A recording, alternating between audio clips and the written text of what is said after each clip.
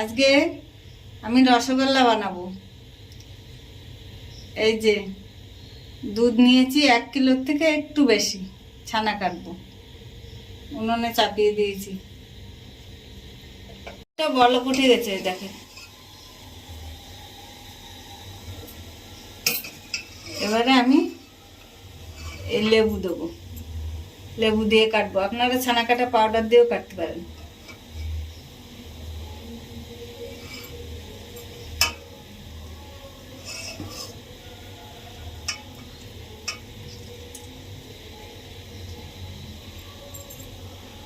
একটা গোটা লেবু নিয়ে নিয়েছি।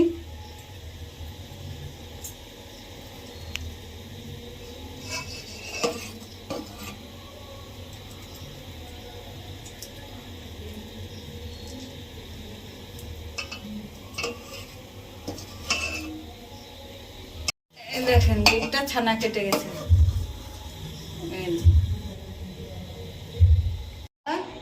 এর উপরে আমি এই সাদা ন্যাকড়াটা পেতে নেব।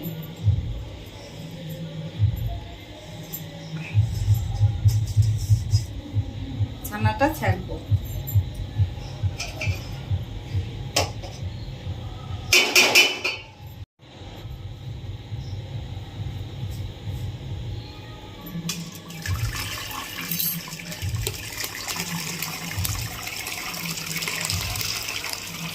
ভালো করে জল ঝরিয়ে নিতে হবে।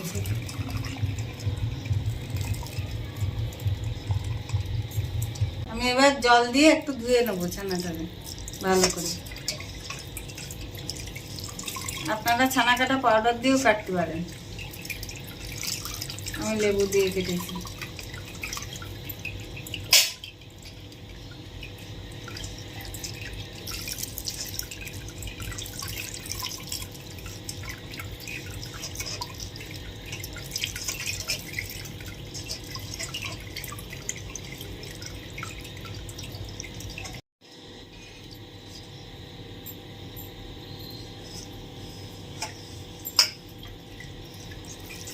দেখেন এই যে কত জল বেরোচ্ছে, এইভাবে নিংড়ে নিতে হবে।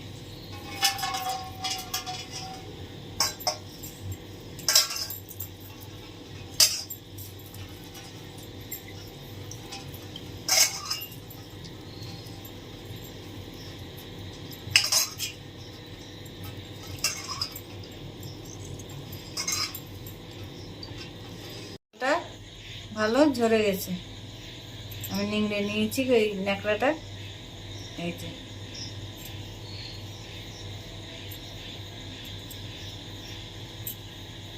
1 কিলো দুধে এই ছানা হয়েছে।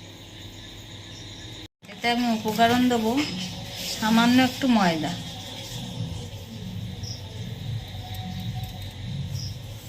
এই দেখেন সামান্য।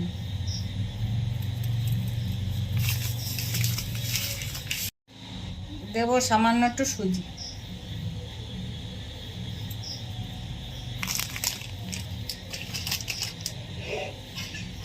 এবার আমি মেখে নেব।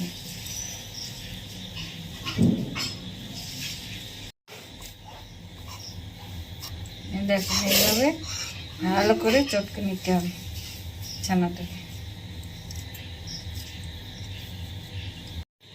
এই দেখেন এই যে এইভাবে গোল্লা করতে হবে। আমার ছানা মাখানো হয়ে গেছে, ভালো করে চটকে নিতে হবে ছানা।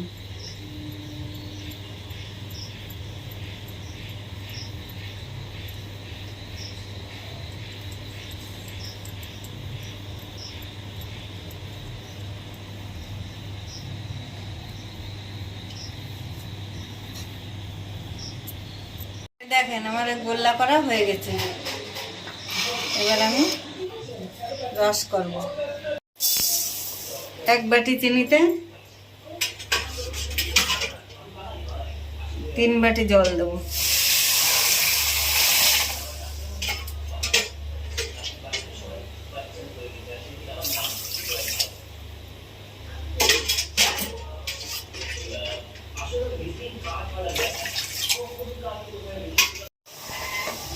রস ফুটছে,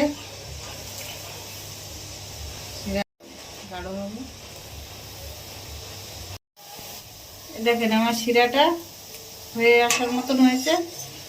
এবার আমি গোল্লাগুলো দেব।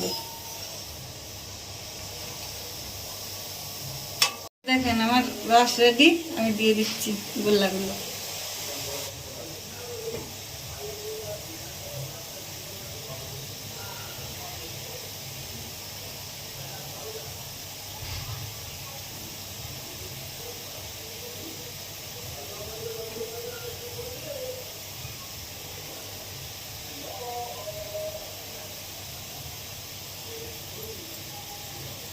একটু এভাবে উপর দিয়ে রসগুলো দিয়ে দিতে হবে।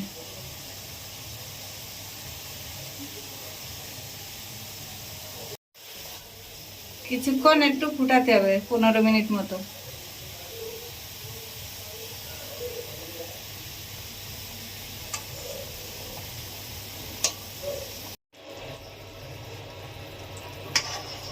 এই দেখেন আমার রসগোল্লাগুলো কি সুন্দর ফুলেছে।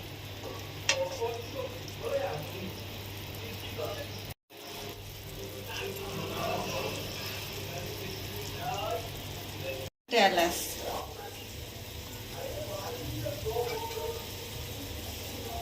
এই দেখেন কি সুন্দর রসগোল্লা হয়েছে। রেডি।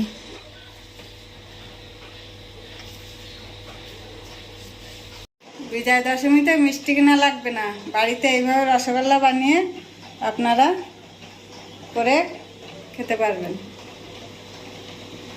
বাড়িতে অতিথি আসলে খাওয়াতে পারবেন।